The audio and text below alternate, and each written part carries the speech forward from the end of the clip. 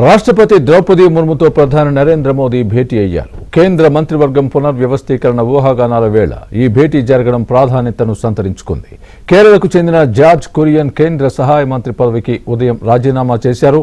ఆయన రాజీనామాకు రాష్ట్రపతి ఆమోదం తెలిపారు. ఈ పరిణామంతో కేంద్ర మంత్రివర్గ పునర్వ్యవస్థీకరణ తథ్యమన్న ఊహాగానాలు మొదలయ్యాయి. దీనికి తోడు ఇటీవల పలువురు కేంద్ర మంత్రులకు వారి వారి రాష్ట్రాలలో పార్టీ బాధ్యతల్ని అప్పగించడం దీనికి మరింత బలం చేకూరింది.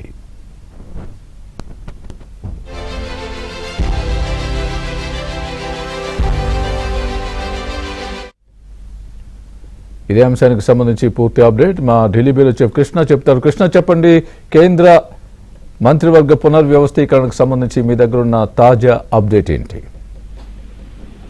స్వామి, రాష్ట్రపతి ద్రౌపది ముర్ముతో ప్రధాని మోదీ ఈ రోజు రాష్ట్రపతి భవన్ లో సమావేశం కావటం రాజకీయ వర్గాల్లో తీవ్ర చర్చనీయాంశంగా మారింది.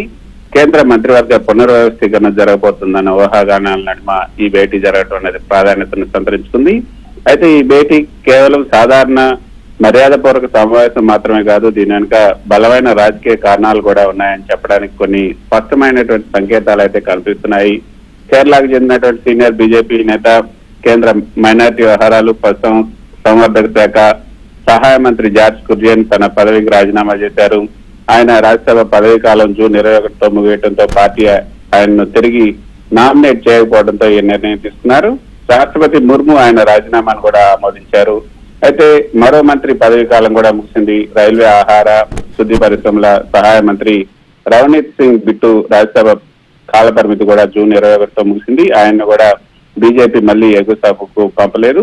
కేంద్ర సహాయ మంత్రి హర్ష్ మల్హోత్రా, అదేవిధంగా ఢిల్లీ బీజేపీ అధ్యక్షుడిగా, అలాగే ఆర్థిక సహాయ మంత్రి పంకజ్ చౌదరిని కూడా ఉత్తరప్రదేశ్ బీజేపీ అధ్యక్షుడిగా నియమించడంతో వీరి మంత్రి పదవులు కూడా వీరిని కూడా మంత్రి పదవుల నుంచి తప్పించి పూర్తి స్థాయిలో పార్టీ పనుల్లో నిమగ్నం చేసే అవకాశం ఉందన్న ప్రచారం అయితే జరుగుతుంది.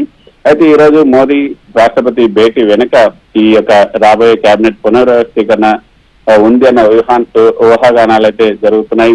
జార్జ్ కురియన్, రవనీత్ సింగ్ వంటి మంత్రులు తప్పుకోవడంతో ఖాళీ అయినటువంటి శాఖలను ఇతరులకు కేటాయించడం లేదా కొత్త ముఖాలను కేబినెట్ లోకి తీసుకోవడం ప్రధానికి అత్యవసరం. అలాగే ఒకే వ్యక్తి 2-3 శాఖలను చూస్తున్నటువంటి పరిస్థితి కూడా ఉంది. కాబట్టి వాళ్ళ పని భారాన్ని తగ్గించేలా కూడా కొన్ని మార్పులు జరగవచ్చన్న ప్రచారం అయితే జరుగుతుంది. ముఖ్యంగా స్వామి, ఉత్తరప్రదేశ్, పంజాబ్ వంటి కీలక రాష్ట్రాల్లో త్వరలో జరగబోయే అసెంబ్లీ ఎన్నికలను దృష్టిలో ఉంచుకొని బీజేపీ అధిష్టానం వ్యూహాత్మకంగా అడుగులు వేస్తుంది.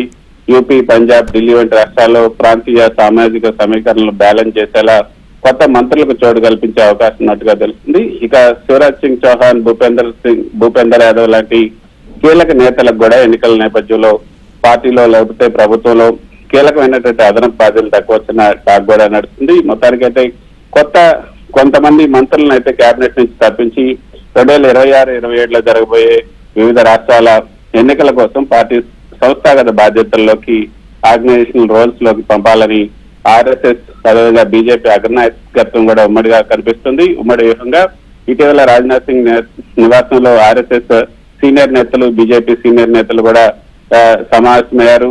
ఆ సమావేశంలో కూడా ఇటు పార్టీ పరంగా, అదేవిధంగా ప్రభుత్వ పరంగా కూడా మార్పులు తీసుకురావాలని నిర్ణయించినట్టుగా తెలుస్తుంది. సో ఆ సమావేశం తర్వాత ఈ రోజు ప్రధాని మోదీ రాష్ట్రపతిని కలవటం అన్నది కొంత చర్చనీయాంశంగా మారింది. ఇటు రాష్ట్రపతి భవన్ కానీ, ప్రధాని కార్యాలయం కానీ ఈ భేటీ కేవలం మర్యాదపూర్వకమైందని అధికారికంగా చెప్పినప్పటికీ కూడా దేశ రాజధానిలో జరుగుతున్నటువంటి పరిణామాలు మాత్రం త్వరలోనే మోదీ 3.0 ప్రభుత్వంలో తొలి పెద్ద కేబినెట్ మార్పులు ఉండబోతున్నాయన్న విషయాన్ని మాత్రం స్పష్టం చేస్తున్నాయి. మన ఏపీ, తెలంగాణ నుంచి కూడా 2-3 ఈ కేబినెట్ పునర్వ్యవస్థీకరణలో చోటు దక్కే అవకాశాలు ఉన్నట్లుగా వార్తలు కూడా వస్తున్నాయి. Swami, right, thanks for the update Krishna.